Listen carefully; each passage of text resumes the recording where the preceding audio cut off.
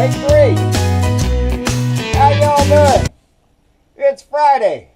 I missed y'all the last couple of days. I came out here looking for you. Y'all weren't here.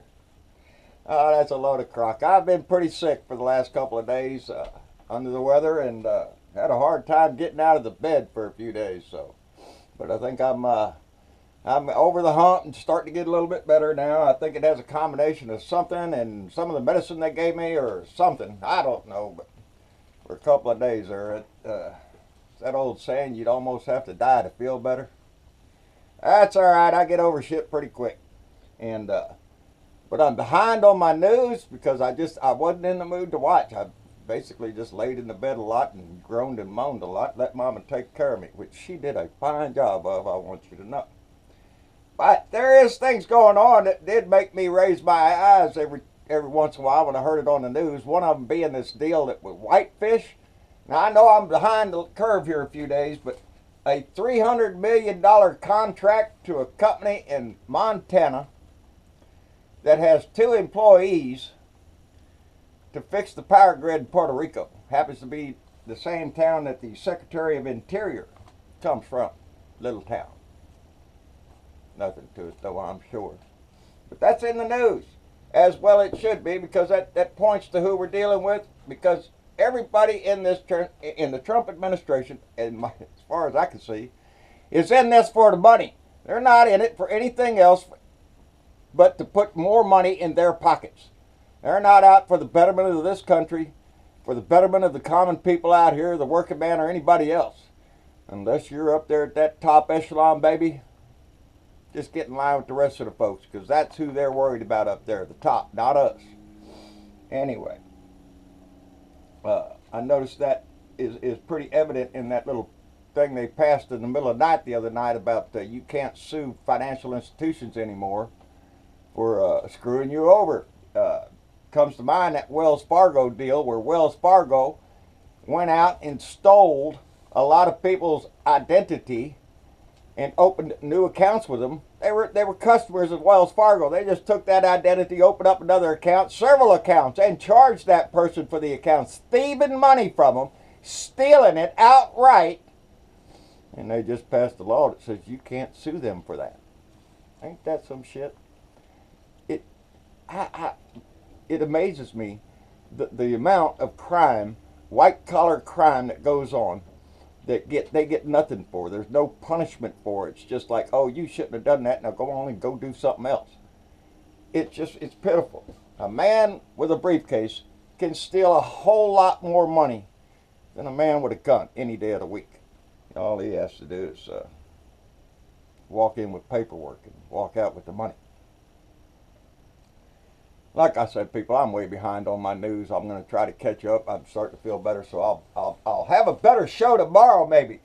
But there was one little thing down here in my local area that really kind of just chaps my ass and points to the idiocy of our system. There was a little girl down in Laredo, Texas. And she was brought into this country when she was 3 months old. She lived in Laredo all her life. Poor little thing has cerebral palsy. And I imagine there's a lot on her plate that she has to deal with. But something came up where she had to go to the doctor. She had to go to the hospital. Well, the hospital in Laredo said, well, she's got to have surgery. So we have to send her to Corpus Christi for emergency surgery to the children's hospital here. Well, they put her in an ambulance and they shipped her up here. But on that ambulance ride, she had to pass through the Sarita checkpoint. Well, once you pass that checkpoint, no, you're an undocumented alien. So they dispatched Border Patrol agents with the ambulance to go with the 10-year-old girl to Driscoll Children's Hospital here in Corpus Christi to have her surgery. Stayed with her during the surgery, in case she tried to run off or anything. And then when the surgery was done and she recuperated, they promptly took her to a detention center in San Antonio, which she now awaits deportation back to Mexico. Are you shitting me? Is there somebody out there in some capacity in this chain of events that has a brain. She's a 10-year-old. 3 months old when she came to this country. She has cerebral palsy, had to have a surgery, and now you stick her in a detention center? Far from her family? No. That's not the America that we grew up in. That's not the country that proclaims to be a benevolent society.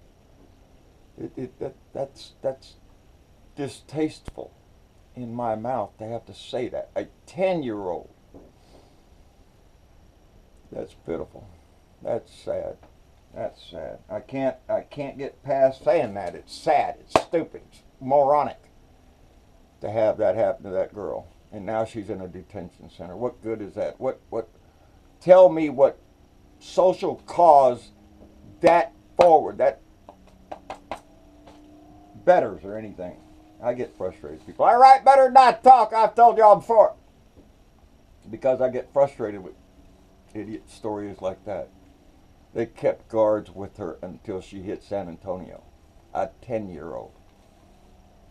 That's ridiculous. I also say that if you have a warrant out for your arrest, even if you've not been convicted, but if you've got a warrant out, well, Uncle Sam's going to cut off your Social Security, your retirement, any other income you have. Well, they're going to just cut that off. I don't like that shit. If you're not convicted, what the hell is that? I'll tell you why I think that. Because one time, many years ago, I'm driving along, me and Mama, minding our own business. I got pulled over by the police. Expired inspection sticker. My fault. I didn't notice it. But the officer took my driver's license and ran it. And next thing I know, he's slapping handcuffs on me. What for? Failure to appear warrant for my arrest. Failure to appear on a traffic violation I think I had gotten. I'm bad. I got terrible memory, people. That I guess I had gotten, and it just, boom, right out of the head. I've only had one or two in my whole life. Never had an accident in my life. I consider myself a pretty safe driver. But anyway, there I go, off to the cop shop, in handcuffs, for a warrant I did not know I had. Well, I only spent a few hours there in jail. Mama come down there and got me out, and I went in front of the judge and had the case dismissed, as a matter of fact, and they refunded the bond money that Mama paid to put me in the jail, and let me go.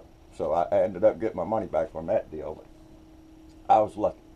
Anyway, Tom Steyer, I don't know how to pronounce his name. He's on TV right now. He's a pretty rich fella, I guess. He's running a commercial right now, and it's the he's asking for our help. He's asking for our help to impeach Donald Trump, to get his ass out of our house. And he puts out a pretty clear commercial there. Called him a clear and present danger, coming to the brink of nuclear war with North Korea over Twitter, and obstruction of justice with Comey. You know, there's multiple reasons why we need to impeach this man, but we need to stand up and do it before he causes more havoc in our house. Anyway, it's needtoimpeach.com, and I'm going to go there and I'm going to sign the petition because I want his ass impeached. I want him out of our house, and I can't say that enough, or come out here enough days in a row, or stand on my head if it would do any good to get his ass out of there, because I want him out that bad. Anyway, Donna Bonacosi, what are you doing in the hospital? You sent a picture out this morning in the damn Facebook there of you out the window of the hospital. So, dear, I hope you're all right. I hope everything's okay. It looked like a pretty view out that window, though. And before I forget, how you like that shirt? This shirt came from Tammy Ames, and she is in she's in Elmira, New York. And Tammy has been a friend of ours for a long time. She's sent several things, as a matter of fact. 8645. Now, I know a lot of people my age know what 86 is. For you all that don't, it means to cut somebody out, get them out. So So that's 8645. And there's several different meanings for that 86, depending on how far you want to take it. Right now, I want his ass out of my house. I want him gone. I want him impeached. I want him to resign. I want so much pressure on his ass that he can't stand it anymore. That's what I want. And so, yeah, I'm going to go sign the petition to impeach his ass with Tom Steyer. And but Tammy sent me a letter, and this is not the first letter I've got from Tammy, because like I said, Tammy's been a good friend of ours. I was a little concerned when I read the letter because, unbeknownst to me, back during the hurricane, on the day that I put out my GoFundMe request, I didn't know that Tammy had put one out that day also. And it seems that some people may have thought that she was just trying to take advantage of the situation. And I just want to let everybody know that was not her intent. Tammy has been with us almost from the beginning of this thing, and she was trying to be helpful, and it kind of hurt my feelings that people thought that she was trying to take advantage of the situation, because I know she wasn't. She was trying to be helpful to us, and for that I thank her very much, and I thank her for the t-shirt. And I'll wear this one to town and wonder how many people are going to wonder what 86 means, because almost everybody knows 45 and what that means. So 8645 is a damn good number, and I'll be happy to wear this one around. It's a little bit cold today. We had a cold front move in last night. Actually, this morning, a little while ago, it dropped from 73, and we're down to about 61 right now, and we're headed to 41. And for me, that's dead of winter for me. Don't want to go any further. And I like to be warm.